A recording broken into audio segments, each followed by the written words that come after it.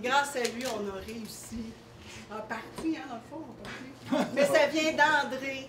André, il a fait des tentatives solo et en équipe. Et une fois, il a réussi en équipe en 1980. Donc, c'est cet homme, c'est l'idée de cet homme qu'on a réalisé en 2014.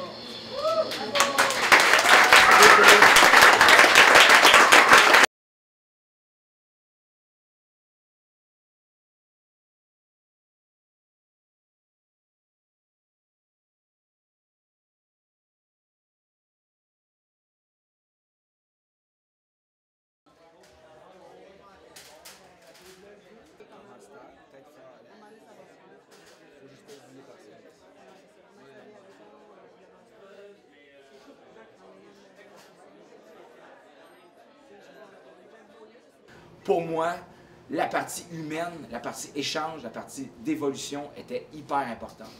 Fait que le groupe s'est formé comme ça, puis sans le savoir, on était en train déjà d'embarquer sur les traces des gars de 1980.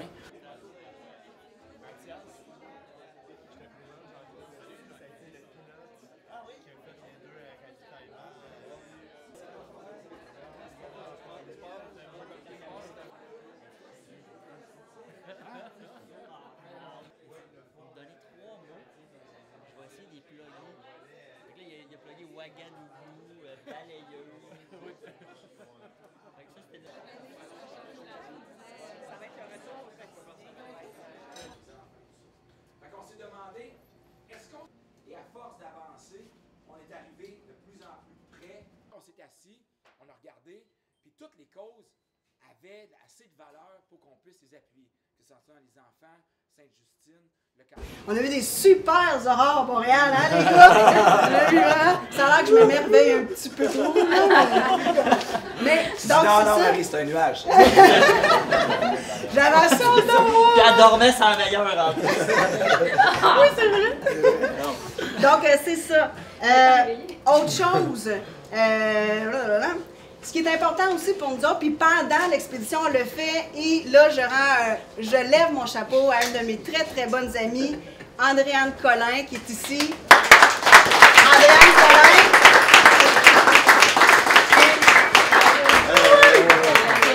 Je vous explique Dédé, ma chum Dédé, ce qu'elle a fait. C'est elle qui a alimenté tous les réseaux sociaux, Facebook, les photos que vous avez vues, les liens avec tous les gens qui sont ici, la communication. M. Jean-Claude Desty qui a fait nos ravitaillements par avion. Mais c'était quoi notre Chicoutimi? Il y en a d'autres de Gaspésie qui peuvent faire ce tour-là. Nous, on se réunit en tant que guide, hein? On se croise partout dans les lieux, dans les agences. Les gens du Québec à l'extérieur, parce que François, il fait beaucoup d'international, en fait. C'est pas plus que je dis? C'est très bien. Une utilité, moi je pense qu'il y a beaucoup de plaisir à faire ça. En fait, nous, on le fait dans un but précis, c'était de montrer que l'hiver au Québec, là, ça peut être très, très agréable de jouer à l'extérieur, d'aller jouer dehors, d'utiliser, là, pour nous, des skis, sinon des raquettes, des motoneiges, aller pêche à la glace. Je ne parlerai pas d'utilité, moi je dirais plus de partage des passions et aussi de s'adapter aux 4 saisons qu'on a. Ici, au Québec, je veux dire, l'été, c'est extraordinaire, mais l'hiver, l'est tout autant. Les forêts ont été beaucoup, beaucoup brûlées au centre du Québec. Et là, je ne parle pas de Drummondville, je parle vraiment au nord de Parent. Ça nous a bouleversés de voir ça comme image. Sinon, la coupe. Mais par contre, j'irais, moi, dans le sens inverse de la question. Ça nous a bouleversés, mais en même temps, on a été heureux de constater qu'il y avait un reboisement. Les gens, les contracteurs, ils sont en train de reboiser nos forêts. Et ça, c'est complètement exceptionnel de revoir que ça reprend surface. Là, après ça, il y a plein de questions là, par rapport à c'est quoi les essences d'arbres qu'on va planter, tout ça par rapport à ce qu'il y avait déjà sur le territoire. Mais sinon, on n'a pas été choqués de voir ce qu'on a vu sur le territoire que nous, on a traversé. Mais il y a plein de choses qui se passaient à l'extérieur de ce territoire-là, par exemple, comme les minières, qu'on a évité de passer. Et probablement que là, à ce moment-là, mes commentaires auraient été complètement différents. Mais on n'a pas vu ça. Je ferais mes bâtons. Ah, okay.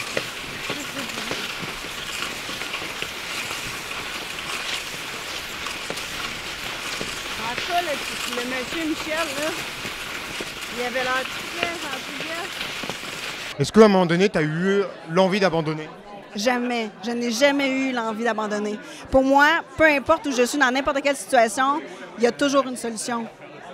En fait, tout ce qui est technologique, moi, personnellement, ça ne m'a pas manqué du tout. En fait, même, on a tellement, dans notre évolution de planification, d'organisation, on a tellement été centré sur les médias sociaux, ça a fait du bien de juste, pouk, tu sais, déploguer.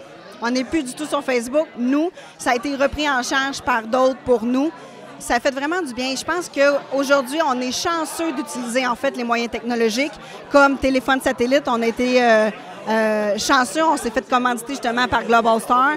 Et là, on pouvait rejoindre nos familles, mais aussi tenir les gens de la population des régions au courant de l'évolution de cette expédition-là. Et je pense, je ne sais pas si c'est un essentiel, mais moi, j'ai trouvé ça, j'atteignais en fait, un de mes objectifs personnels était de rassembler et d'informer les gens sur ce que c'est la vie en plein air et le territoire qu'on a traversé. Moi, j'aimerais dire merci à David qui a aussi été d'une très grande aide dans les ravitaillements. Il a fait des commissions partout dans Montréal. C'était affreux pour lui, là, je suis certaine. On l'appelait à tout bout de champ, tout bout de champ, tout bout de champ. Et il répondait pas tout le temps. Non.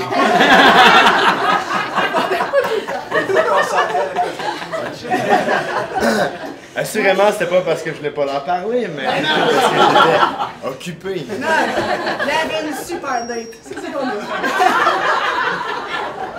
Hein?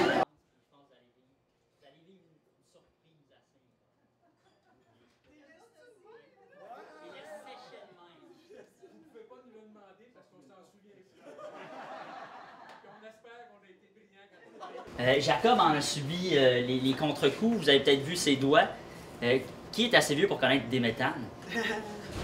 La grenouille des méthanes. La grenouille des méthanes. Bref. Ouais.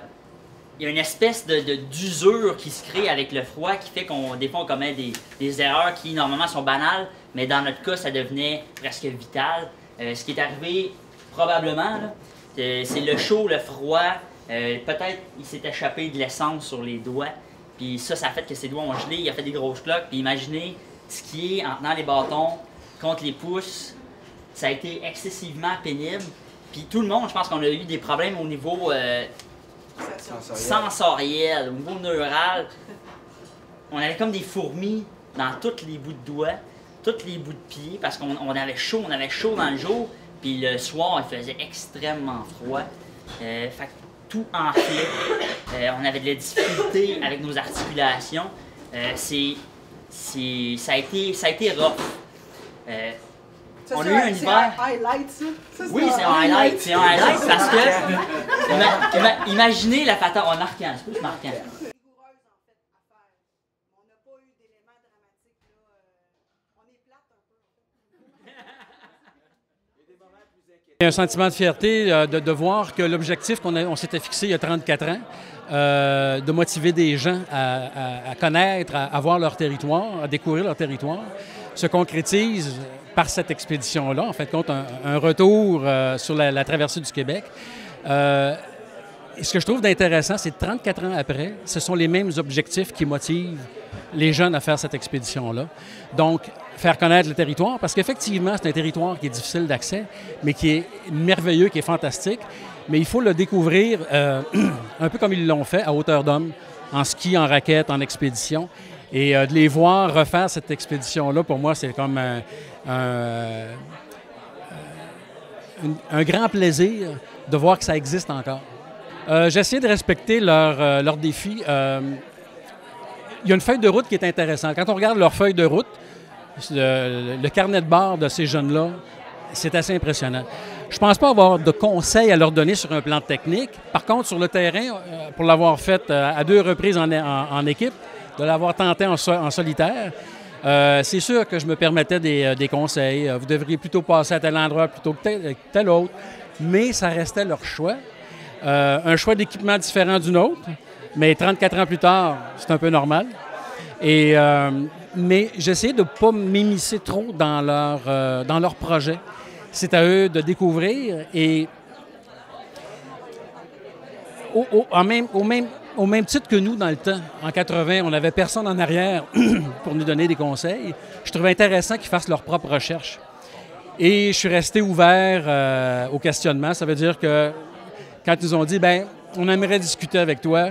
La porte était ouverte et je répondais à leurs questions, à leurs attentes, mais sans plus. J'allais pas au-devant pour leur laisser vivre leur propre expédition. 34 ans plus tard, on reste quand même fragile face aux éléments. Et c'est ce qui peut être un tournant majeur. Quelqu'un qui se blesse, l'expédition se termine. Je pense que la technologie, même au niveau des GPS, les ordinateurs et tout ça, ne change pas la donne. Ça peut aider, mais sur le terrain, je pense qu'on est, on est des humains face au climat très rude du Québec. Et je pense pas que ça leur donnait un avantage par rapport à nous. Voir son kite, tu sais, puis là, je vais être capable de... Puis effectivement, je l'ai vu apparaître à sa journée de ski parce qu'on faisait 6 fois une poignée. Il y a eu un autre moment qu'on a commencé à... Il y avait toujours